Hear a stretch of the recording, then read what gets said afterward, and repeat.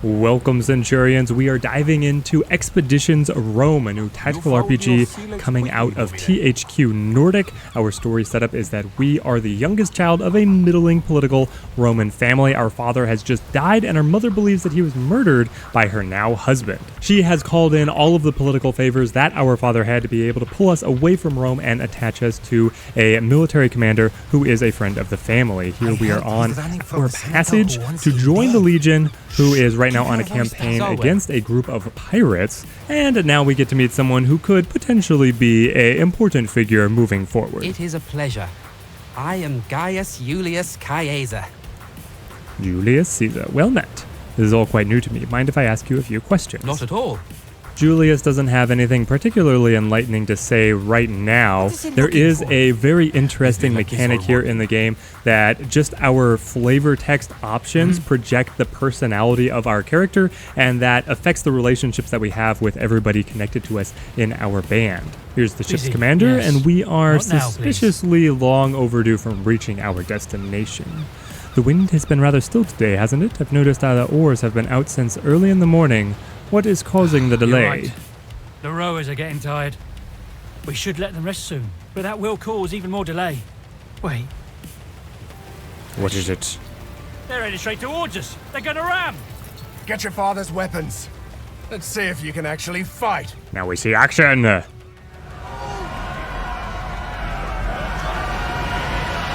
Rome, we have been sent to dispatch the pirates in this area, but it seems they have grown impatient.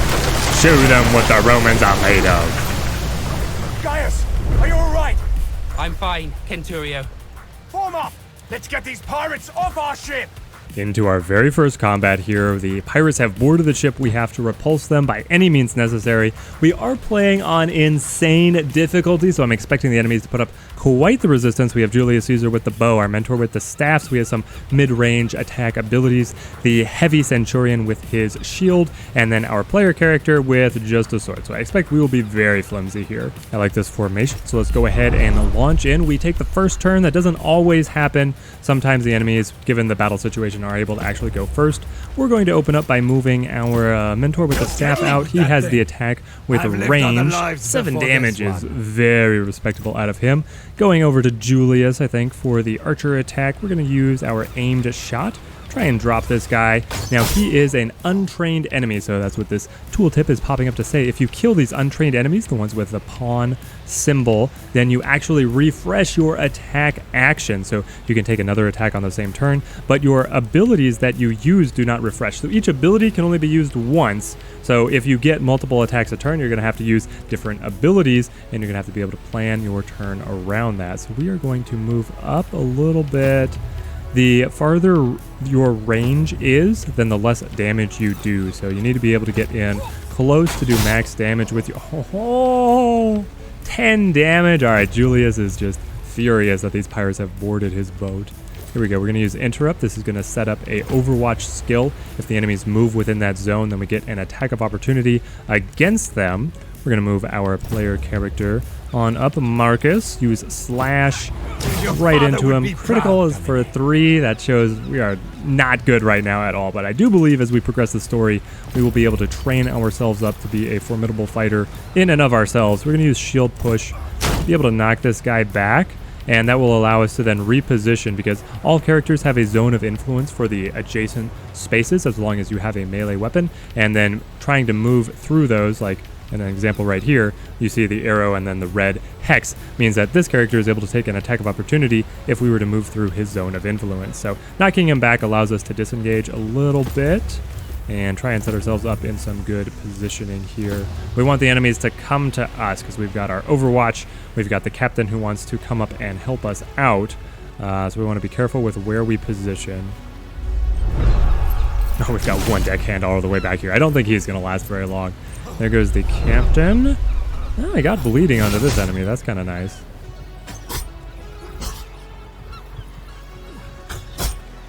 These archers are incredibly dangerous here in the game, especially on the open deck of the ship. They get hard countered by enemies with shields, and also if you're able to take cover, and a lot of the other maps are going to have very plentiful cover. Where Up is there. he? Yes, we are supposed to have one more friend here. Yeah, there he Never is. underestimate the value of an impressive entrance. Oh, I love this guy. Well, our enemies abound right here in front of us, but now quite the impressive entrance, but you are cut off from the rest of the party, so we will need to be able to get support over to him. Alright, so we're going to come up and be able to get this slash. And then, ooh, 6 health. I mean, that falls right in the middle of what Julius would be able to do. I guess he does 4 to 7. Not great odds that he would finish them off, so it'd be safer if we tried to use another support piece to help out. We'll come up here, and maybe we'll get him anyway. No, okay. That is fair enough. And then we will slide around. Maybe we'll be able to use or give over aid to our friend here, so you can switch your weapon assignment. You have a main weapon loadout and then a secondary that you can switch to. And if you don't take any weapon, there actually is a benefit there, because what your character does instead is take medical supplies, and so you're able to use healing and remove status effects, cleanse status effects from your allies if you take that kind of loadout. This enemy, full health. But I think it is pretty important to be able to come up here and help out. We're going to use Cripple. That will cut down his movement by half. And then we can still run Julius back to keep him safe. But at 4 health, I think we're looking to just finish him off here. Yeah, be able to use slash. Come on. Yeah, okay. Excellent. We did not low roll, which would have been the only way that we did not kill him. And then we should be able to come up and support. Yeah, actually this has worked out quite well for us. We'll be able to get into the archer's face, be able to give him the 1-2 with a dagger, taking 2 attacks at a very low damage, but still able to do good work. And then the enemy, obviously the archer is at severe disadvantage with an enemy engaged right in his face. If they try and make an attack, then we get an attack of opportunity against them. Pretty devastating. Ooh, the captain goes down.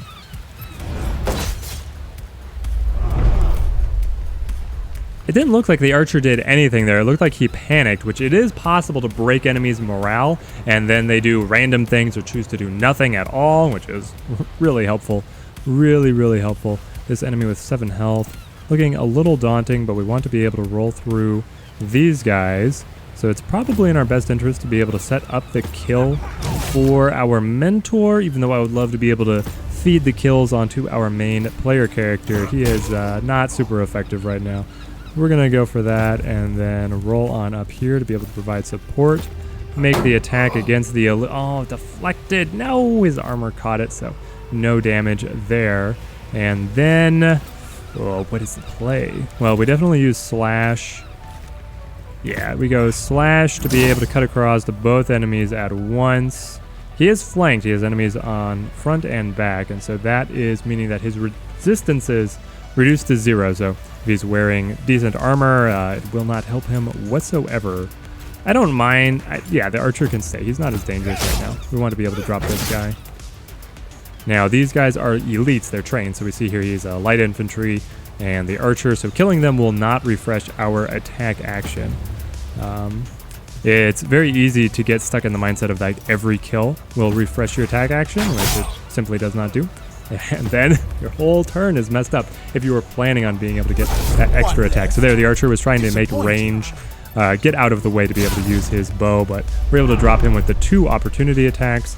This guy pulls around to be able to attack Julius. He's able to do that without incurring an attack of opportunity because you only get 1. Your characters have 1 reaction. They have 1 attack action, 1 move action, and 1 reaction every turn unless they're able to refresh it through some other means.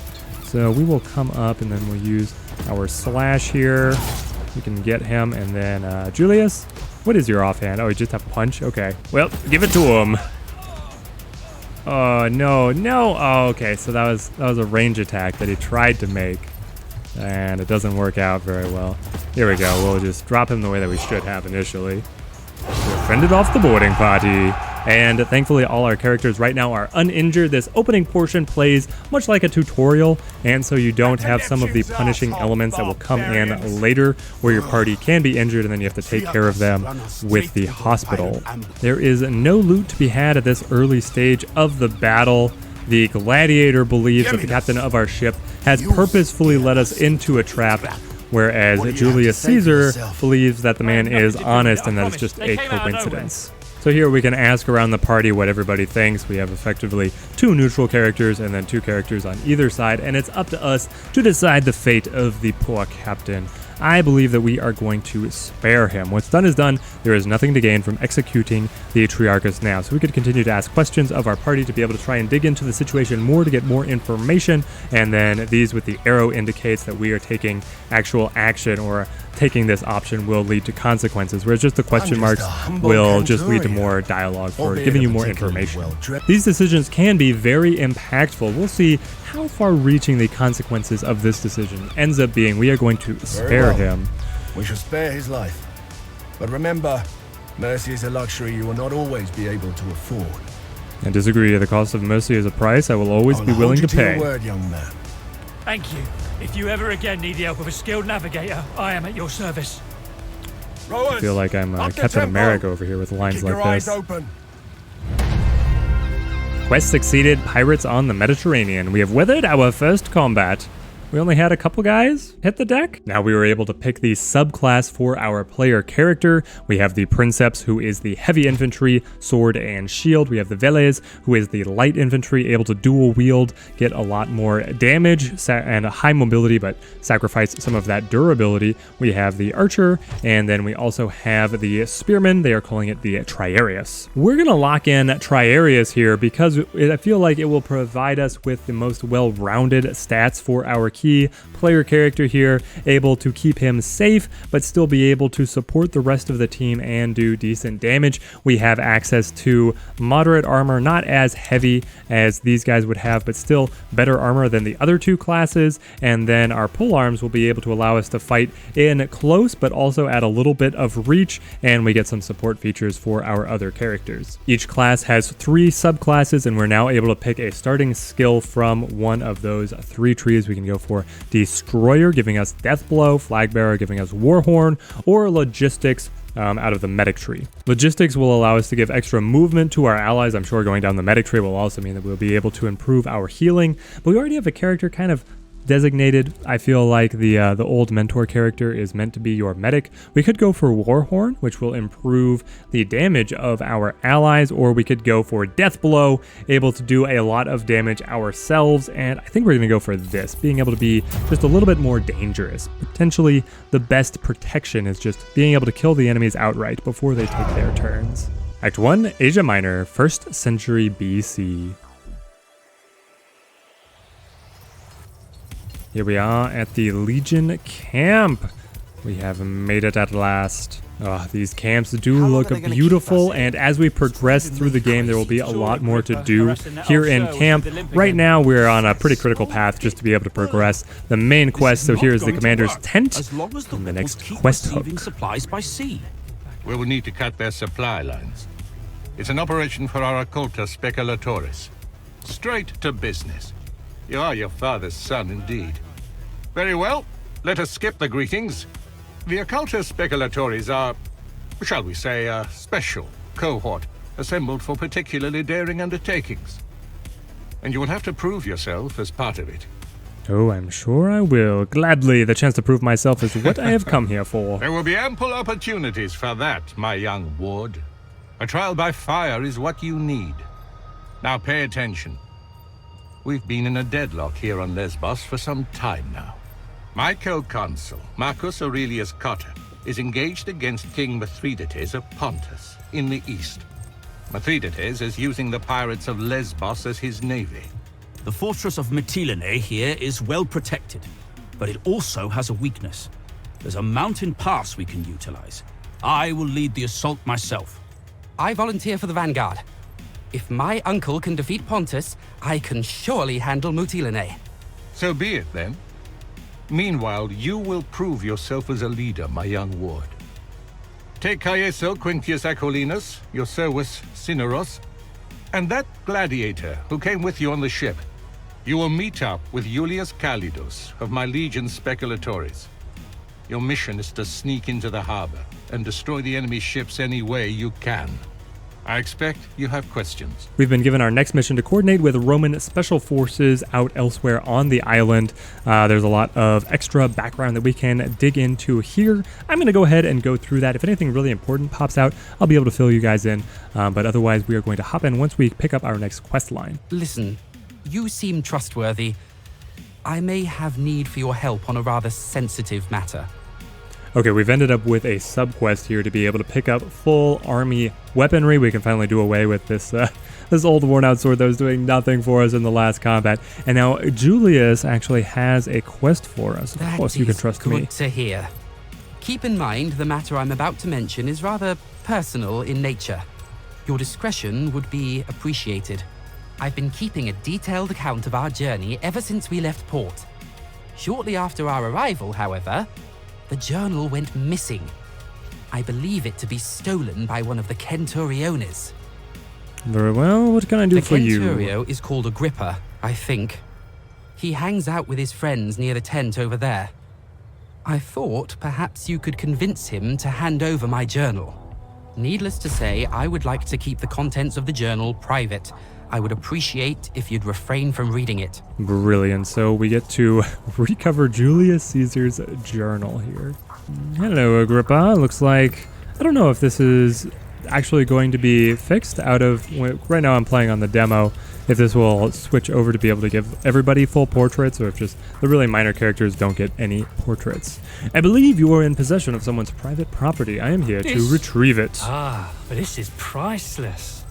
A journal written by Cotter's stupid nephew, who thinks of himself as the greatest commander history has ever seen. Well, he just might be. He also happens to be my friend, so I suggest you hand it over right now. Why don't you send him back here to beg for it again? So now we can try to barter with him. We can pay him 300 denarii to be able to get it. We can just give up, or the game at the very beginning gives you 3 different options on kind of force of personality for your character. Either force of will to be able to convince people through your own might and authority to do what you want, through logic, logos, which is the little mind with the cog, and then there is a empathy or emotion, rhetoric kind of take as well. I went with logos, and that actually applies here. Believe it or not, the Camp Bully does hear reason and will give us back the journal. Depending on what you pick, you get those extra dialogue options, and then they also teased that later on in the game you will be able to develop your personality to pick up a second trait as well. So you won't be locked into just the one for the entire game. And this actually right here is the armsman. Be able to pick up our new weapons. Take all of it if you need it. Crafting is going to become a much bigger portion in the game later on. Right now we're just going to jog over and quickly pick up Roman staff, large spear, and then our new heavy armor. Take it all. We're going to hop right over to be able to equip it. So we're going to put on the new heavy armor, and then we'll probably, we're going to go for the pike. It's definitely what we want. But then switch to the offhand and still use the sword there. And then looking at the Roman staff, that sounds perfect. Actually, is it just the same? 5-7, 4-7. Ha ha! The base increases by 1, and we actually get a new skill option here. That's cool. So we can apply weakening. I believe we already... No, weakening is the new one, which will reduce the enemy's damage by 50% if we hit them with that. That is really nice. It looks like a couple things are different. So we still have reach, which is the attack that has a range of 2. We can do damage. That will be able to do extra, what is it? If your target is blinded, harried, or weakened, they will be knocked down. So we can keep on stacking the status effects with heavy blow, or we can apply weaken to the enemies, making them deal 50% less damage, which is brilliant. And then over here, we can actually hold down right click to be able to deconstruct these items and pick up base crafting materials for being able to make higher level items. Later on, there's our quest item, the journal. And so everything is nicely organized here, and we will be able to keep on going. Okay, this guy with the purple head floof looks like a cheerleader of some sort. Kind of ridiculous, probably mostly because of the camera angle, but I do love it. Solway, I see you've successfully retrieved my journal. What can I say? One last question before we're done. Did you read my journal? Oh, maybe I should have read his journal. That could have been interesting. I was, sure, we'll say we were curious, but we respected your wishes. That is the most virtuous thing to do, and I expected nothing less of you. Thank you, my friend. Very dramatic music for our little beginning quest. Amazing. We did get 10 XP. Is 10 a meaningful number? You know, in the character creator, I thought our character looked pretty cursed, but that might have just been because of the toga. Now I think that the animations in the game actually look pretty solid. Okay, here we go. So we level up at 100 experience. Oh, we'd be able to edit our name at any time. Okay, guys, in the comments, let me know, is there any great Roman historical fiction that I should try to pick up? Our main character here is out of my favorite Roman era book, The Eagle of the Ninth. It is, I love it, historical fiction set of Rome up in England, actually, but I would like to be able to get my hands on some more good historical fiction. But like I was saying before, we level up at 100, so we picked up 10 for being able to do that mini fetch quest. Probably not going to be super impactful, but every little bit does count. We have made it to the world map of Lesbos. This will get a lot more interesting later on in the game. Right now, we are just going over to this quest at the warehouse. So we see our party journeying on horseback across the map. So this is another Roman fort that we have. That is an enemy fort.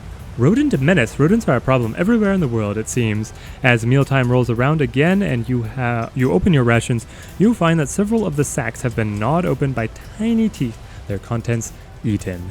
So we have this bar at the top, gives us random effects, sometimes positive, sometimes negative. It depends on what area of the land you are in. If you're in hostile territory, then you get different options in there, and if you're in friendly controlled territory, then you get a lot more neutral or beneficial options. But we will continue. The loss of 5 rations I don't think is really going to slow us down.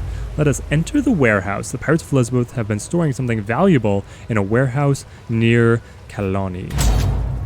And for this mission, this would be where you could assemble your squad if you had a larger party. Here at the very beginning, obviously, we are just using our core companions. We might be at the wrong spot. There's no Here one we go. here. We got more experience. Trial by fire. We might be in the wrong spot. No. Said that his agent would be here. Mistaken. If there was someone here, I would know. That's a very useful skill. Hey, don't move. Calm down. I am Julius Caesar of the Occulta Speculatores of Legio Prima Italica. I presume you are my reinforcements. Say that 3 times fast. I'm not your reinforcements, I'm your new Primus. All right, great Prime. See that warehouse? They store Greek fire there. First order of business is to steal it. Unfortunately, the moment we move into that warehouse, they will sound the alarm. So, we should be quick. Filling in the larger story here, the pirates are entrenched here on Lesbos, and because they are so well supplied because of their fleet, the Romans have not been able to make any progress against them. So being able to damage the fleet is our goal. They'll be able to then get us a stranglehold on the pirates. We should make sure nobody escapes. The last thing we need is By the time anyone reinforcements comes from the city, we're long gone. There's a small camp of sentries just down this hill. If we hit them first, they won't show up as reinforcements. But then the ones inside the warehouse will hear the fighting and be ready for us. You have touched the matter with a needle. The choice is yours, Prime. All right, now we get to move our way around the map here. And you have a toggle to be able to show objects that you can interact with. You can also just turn that off if you want to be able to enjoy the beautiful graphics without any game overlay. I do really like how minimal the HUD is. You can just enjoy the animation. We wander through the deer here, and we are going to go ahead and target. Yeah, we're going to go for the sentries here at the hill. I don't want them being able to reinforce for the later fight. So let's get our heavies up front. Yeah, this seems to be what I want to roll with. Okay. So then we progress to the very first turn. We have the enemies over here. We have a group around the campfire, all melee here. And then we have an extra bunch up here, some archers with a definite height advantage. Now, as you see these spaces with these shields kind of overlaid against the wall, that means if you are standing right up against them, you're able to take cover from range attacks from that direction. The full shield here means that you get full cover, and then the round shield is half cover. So your character has to crouch down to be able to get cover in that spot. And if an enemy comes up to engage them, then you have to stand up to be able to engage against them, and then you are vulnerable to attacks, whereas the full cover will just always protect you. I think the play is that we go ahead and move the heavy right on up, be able to make the slashing attack here. We don't get too much damage, but that's okay. And then we were going to want to cut around with our archer is what I would really like to be able to do. Though I suppose we could bring in, yeah, let's go ahead and bring in our character as well. So what do we have for reach? Range 2 hexes, range 2 hexes. Must not be near it. Range 3 hexes out of extend. And the damage is the same on all of them. So we can spot enemies to be able to make them take full damage from archer attacks, even if the archer is extremely far away. Like I said, their damage falls off the farther away they are. We can apply stuck movement reduced to 0. So if it's a melee enemy, you can just hold them in place over and over with the hamstring strike. And then the extend reaching all the way out to 3 hexes, but you cannot use that any closer than that. Let's try extend. Poke 'em. I like the way this works. I think we're gonna like this character. Okay, let's come around with our new archer. So I guess she is taking the place of Julius Caesar. I was kind of liking having Julius around in the band. Okay, we'll be able to get that kill. We could fall back and then set up our Overwatch. Or I kind of like the idea of being able to use the fire arrow here. Now, some of these attacks have these little red squares. That shows that you have a limited amount of ammunition or a limited amount of times that you can make that attack. So we only have 2 fire arrows to be able to use, but we get to do full damage and then apply burning, which is a damage over time status effect. Let's link the light guy all the way around. These spaces that are yellow mean that you are spending your attack action to be able to do a dash, and you get to double your movement. If you're familiar with D&D, then the action economy of this game is going to be just exactly the same. And then we are going to... do we have any more movement? We do. I want to just fall back a little bit, let the enemies come to us, try and use the archer and the damage over time to the full effect. Even though we don't take all of our attacks, I don't want to rush in, because those enemies around the campfire look like they're going to be pretty tough. Okay, the archer takes a beating. These guys are able to set up. The enemy archers don't obey the same rules that your characters do. They have tremendous range, but the damage obviously falls off to basically nothing if they're firing at max range. These guys coming around, I wonder if they saw our gladiator sneaking around the side. That's fine. If the archer comes up and we're able to engage him, that should be to our advantage. Trying to determine the best series of plays here, we want to use marking strike. Yeah, we'll go marking strike to here, move up, be able to apply hamstring, lock that character in place, cut back to the position that we were previously in. We can switch to the offhand on the medic, and then these are his offhand skills. He can remove the negative status effects. He can do a distracting blow, prevents the target from making attack of opportunity until the next turn, and we get a little bit of damage. And then we can do soothe the pain to be able to do a heal. We are going to go ahead and remove the bleeding. Please follow my finger. Yes, you'll be all right. And then make sure that he stays in cover. And now, because this guy's pinned in place, I don't necessarily want to attack him. If we can come around, I hope that the fire does stick. Okay, good. So he deflects the damage of the arrow with his shield, but he still takes the fire. Then we're going to come around to cover so the archers don't get any pot shots against us. And that is that flank. Over here, I think we also just kind of hole up and wait, let the enemies keep on coming to us. Let's see what their moves are. Oh, he resists burning. Okay, so he puts the fire out. There's the damage. He comes up and just gets caught on the shield, but now the shield's down. Let's get those bastards. And these guys are coming around. With the 2 enemies there, I don't know if our gladiator can handle both of them.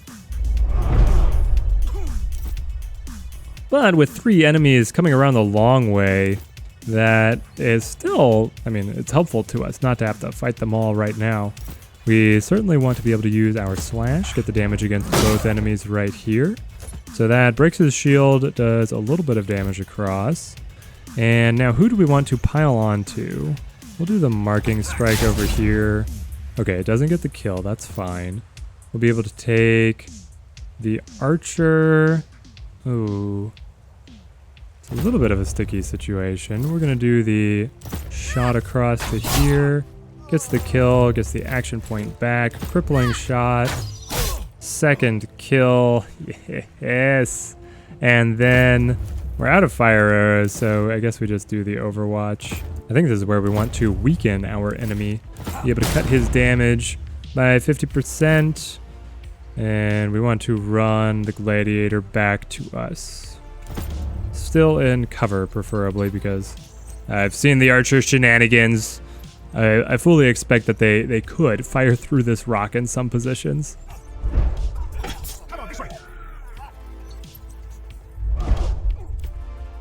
We definitely want to be able to get the bleeding off. Yeah, we want to be able to get the bleeding off. Break his shield, and then go in for the hamstring strike. No moving for you, sir. No moving, except for, you know, 5 to 6 months recovery. Crippling shot. Just keep on hitting the Achilles heel. There he goes down. That will free us up to be able to lend medical assistance. We're going to go for Soothe the Pain here. Get some health back on our Centurion. Does this hurt? Good, that means you're fine. Let's see, the breakdown is the 2 archers are here and the little pawn is out here. Do we just come right back? I wonder if we just go right back to still be able to flank. Now that did spend all our actions. I think that we go to make sure that we have cover, wanting them to come all the way around, and our character with the shield is going to be able to deflect any of their attacks as long as he's in the lead. Okay, so they're playing it, they're slow rolling it here to be able to get into position. And there they are, arrayed against us. Okay, so maybe flanking him all the way out was a bit excessive. We'll see how far up we can position him depending on how we're able to advance. Over here on this front, we can bring... We want to be able to get just right in their faces. So we're going to run up here, be able to make this strike.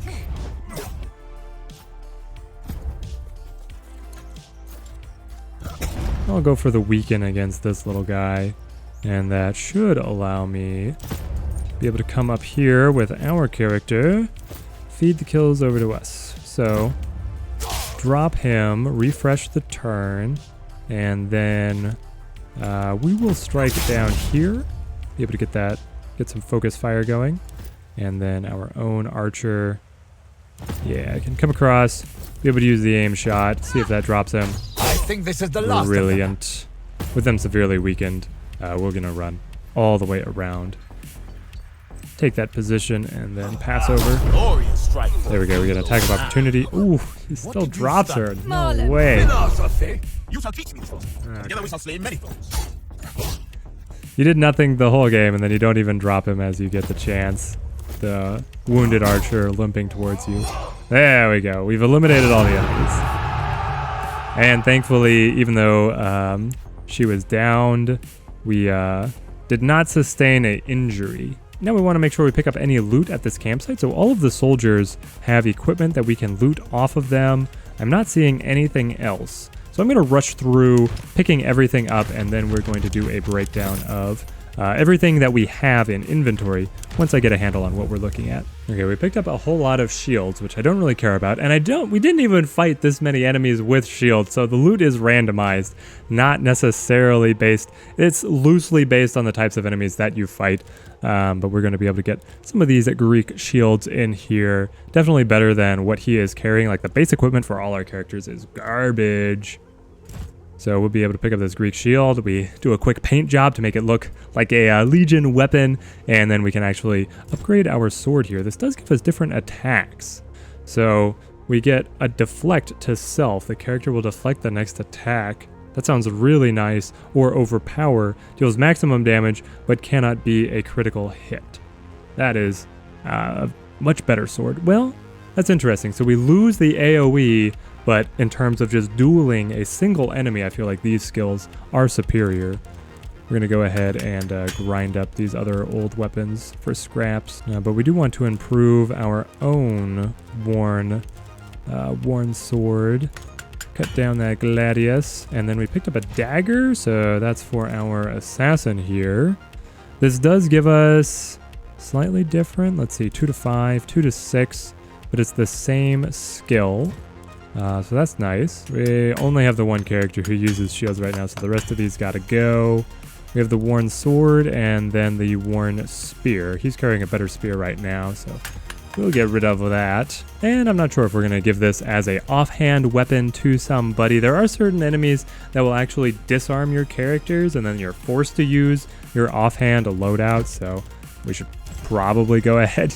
He just carries 2 swords, but it doesn't make sense in terms of what you would actually do. But in terms of game mechanics, we carry 2 swords. Like, brilliant. And that was just the warm-up fight, guys. Okay, so now we have to break into the warehouse compound and steal the Greek fire.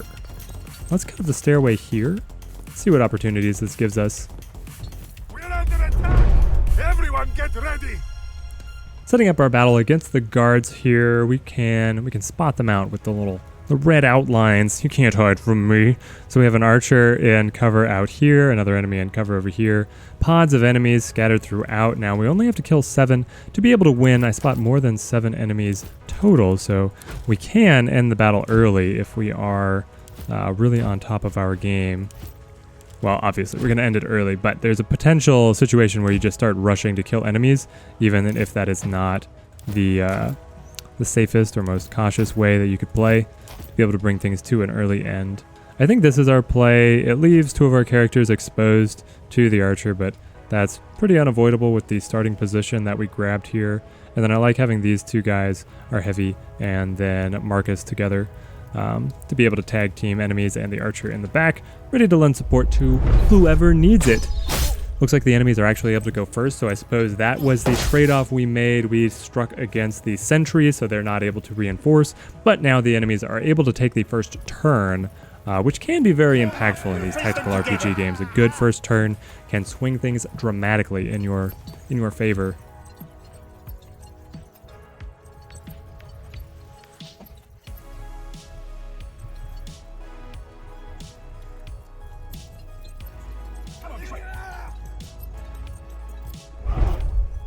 To open things up, we will use the defensive strike, be able to give us deflect.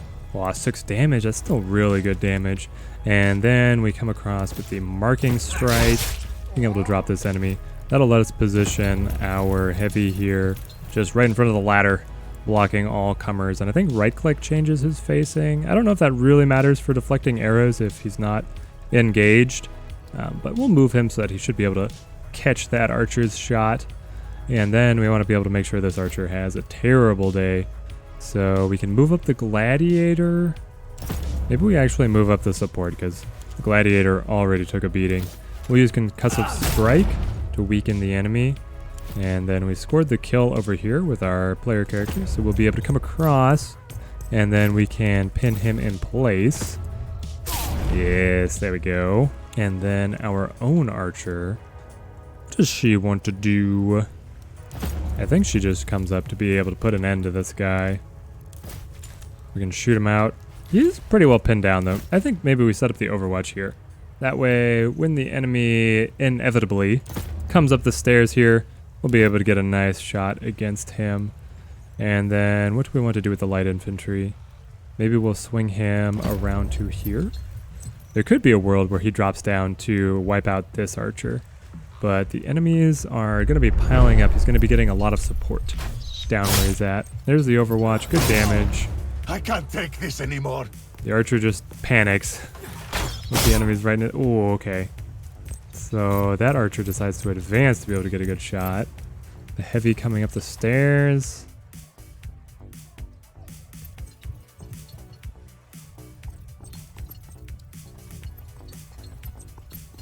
Let's get those bastards.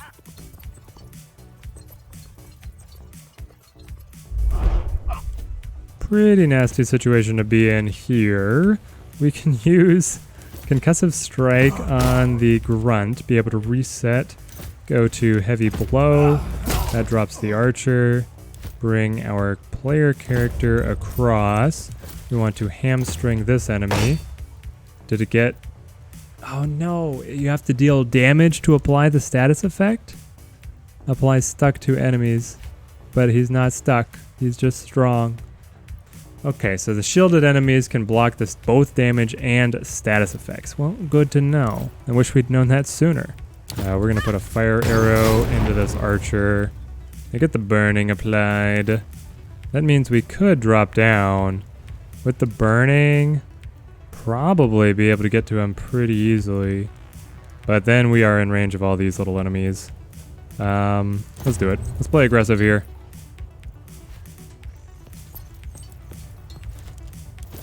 Give him the 1-2 with the dagger. Good damage. And then to be able to cover... Ooh, the archers... They're not able to exert a zone of influence, but we used up all our movement points anyway, so... I think that we drop down here. Yeah, we're just gonna come on down. Clamber down. Just wait for me as I climb this ladder. Defensive strike. See if we get deflect. And... Take it as it is.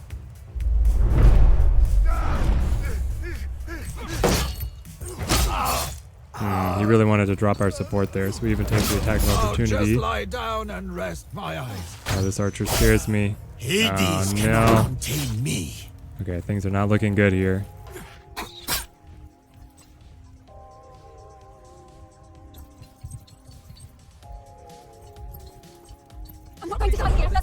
No, the archer routed. Good thing. If she routs, what are we really going to be able to do here? We move back, take the attack of opportunity, and then we use hamstring. Now, because he doesn't have his shield, so now he is actually stuck, and we can take a bit of cover. Down here, we go to overpower. Drops that enemy. And then we back up. Use defensive stance. Okay, this enemy, he regens his shield. Which means to be able to block that. Oh, they panic. They attack each other? Oh, the enemy is over there. The chaos of the ancient battlefield is too much. There's the deflection and the shield. Man, our guy is so tough. He's too tough. I think some of this Unfortunately, the morale is starting to get to us. I feel so oh, good. Tired. The archer came back. She didn't rout off. That is so good for us. That means we can come up. Ooh, who do we strike? We have to strike down here, right? We just have to kill 2 enemies and then we win. We win. All right, come across. One more left. There we Come on. go. We can do this. Would I be able to see the enemy? I would not. And then this. Yeah, I can't see that target. Not being able to see them is very problematic. We can go all the way across. Oh, you know, we can drop down. We can drop down, and this gives us the firing angle we want. There we go. Give him the fire arrow. Yes, we've made it.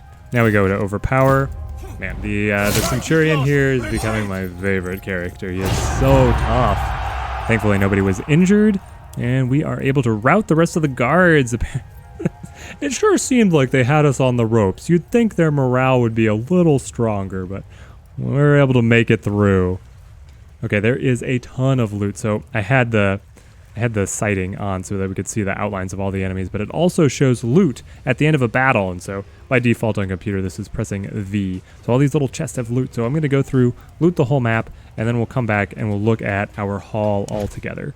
Looting the area has left us with so much stuff. This is brilliant. So we've got our the hood here, I believe, should probably go right here to our assassin character, giving him, it gives a tiny bit of piercing resistance and +1 health, amazing, but no base armor value. We have a regular medium armor here, giving us 1 armor value, and then it is -2 movement, and it is 6% all resistances. So it's better than what we're wearing here, the worn strong armor, but it's also better than what our Centurion is wearing, and would significantly improve his maneuverability. So I think that we actually go over here, making sure that he can get to where he needs to be. And then I would love to be able to give him the good strong helmet. Everybody needs helmets though. Yeah, we'll give him the heavy one, our Spartan warrior. Oh, this item. Okay, well, if you are the only one who can wear this helmet because it's your personal helmet, then we will take the Spartan helmet for ourselves. And man, it looks so good. Talisman of Athena 1. Ooh, that's very interesting. That has to be better than Aspis 1, right? Focus maximum 2, fire resistance 15. Okay, no, so this is... Oh, this is a talisman. That's not a I looked at it and I'm like, this is a shield. No, it is a little talisman. So we have this unique talisman slot, and it provides unique bonuses to other stats other than what the primary stats at the weapon field. So focus maximum is the light infantry's special commodity for doing their special abilities, and then we gain extra fire resistance as well. Don't know if that's really going to help us out all that much, but hey, we'll take it. And we have all these bows. We have some really good bows. 7, 8. This is the best one. But right now we're not able to actually change the equipment of the archer who's traveling with us. We should be able to do that later on, I believe. Okay, we're going to update your spear and then your dagger. 2 to 6. 3 to 7. It's getting better. Or we can go for the assassin dagger, which gives us a different attack. We get backstab, which does pretty decent piercing damage, generates 1 focus, and deals plus 100% damage to flanked targets. So enemies are flanked if you have characters directly on either side of them, versus the 1-2 here, which deals 3 to 7, but then you get to make 2 attacks, each at half of normal damage. But really the goal here is being able to generate a lot of focus. It gives plus 2 focus rather than this giving 1. I don't know, the pristine dagger, it seems like it has these extra little pluses. We get extra piercing damage, we get extra base damage minimum. I don't know if that's already calculated in, but I think that we take that. Oh, interesting. We could actually switch it out for the spear if we wanted. And then we could keep both, so we could go with 2 daggers. Let's do that. Let's go 2 daggers. So we have 4, 6, 3, 7. Yeah, it doesn't look like our damage actually suffers if we go with 2 daggers rather than a spear. Now here's a really cool piece. So we upgraded the armor that our character is wearing, but he has this awesome looking Ciso's old Musculata 1 worn heavy armor. If you break that down, you actually gain a unique crafting piece that is his armor plate. So you take what is unique to its look and its storyline, and you would be able to combine this with other crafting items to be able to make a better version of that armor for him later on. So that's how you can scale your companions' legendary and unique items with them for the entire game, rather than watching them get outscaled and have to use these generics that have better base stats ultimately. There we are. Our party looks much more dangerous. We really need to give you some armor. We really need to get you out of that toga. But we have looted everything around, so it's time to be able to pick up the Greek fire that was at the heart of the warehouse here. Take it over. Be careful with those jars. The liquid inside is highly volatile. It'll make quick work of those ships. Burning the whole fleet by ourselves seems foolhardy. What if we are discovered? Kill anyone who discovers you. We can't allow any distractions. We have to burn the ships. I understand what school of stealth she follows. Right, we'll take as many of them as we can. Let's get on with this. With that milestone of completing the quest, picking up the Greek fire, we were able to level up, and we also get Julius officially added to the party, so we can give her this improved bow. It looks like it's going to do a lot better stuff for us, though it has different effects. It's interesting. They're both ammo related. We get barbed arrows with bleeding, and we get fire arrows, and we don't have the crippling shot or the harried shot anymore. So in the offhand, do we just take the other bow? That way we can't run out of ammunition. I think we do. We ultimately want to give her a hand-to-hand weapon, but we'll do that as soon as we can pick one up. We also are able to get our first level up. So for our main character going down the path of Destroyer here, we haven't been able to use this to much effect because we have not been able to stun, stick enemies, knock them down, or sunder them, whatever that is. We can choose to improve this skill, which instead of plus 50% damage to enemies who have all of these negative status effects, we would get double damage against them, which would be amazing. We can also increase our critical hit chance, which would be nice, and we could get Shredder, passive skill, applying +1 armor shred to just all of our attacks. I think we go crit right now here, and then with the heavy, we're looking for a chance to be able to knock enemies down. Let's see, where is it? Knockdown. Active skill. So we do bludgeoning damage and applies knockdown to enemies. Unable to take any actions. Cannot block, dodge, parry, or resist attacks. Standing up will cost the character half of their movement. This skill seems like an absolute workhorse because it does decent damage as well, and then will set up Marcus to be able to really capitalize on Death Blow. And then for our support character, we've got logistics. Probably want to be able to give him field medic as well. We already have cure, don't we? I feel like we already have cure. I guess that would allow you to use cure without having to switch to your offhand. And then we could also do poisoner, which is interesting. You have a chance of applying poison on just all of your attacks. So let's take field medic so that now when we restore health, we do more health, being able to keep on topping up our allies, because they drop so easily. Our gladiator here has some really interesting paths you can go down. So assassin, it looks like one of the defining skills here is going to be taking lone wolf. So you get bonus dodge chance and crit chance if you are away from all your allies. I don't know if I like that. Having to split them off seems very dangerous. And then going down duelist lets you do stuff like it. Bloodthirsty here to amp up your damage based on how many kills you've scored. Dodge, meaning so that you can... the next attack against this character has a 50% chance to inflict no damage or status effects, and so we get that for 2 turns. But just Born Ready here seems like a base solid upgrade that you can't go wrong with. Being able to start the game with some of your focus so you can actually use some of your abilities. And then here for Julius, I really like Vigilant. Interrupt can now attack 2 targets before it ends. So her Overwatch skill normally feels like just a dead ability because why wouldn't I want to just regularly target somebody?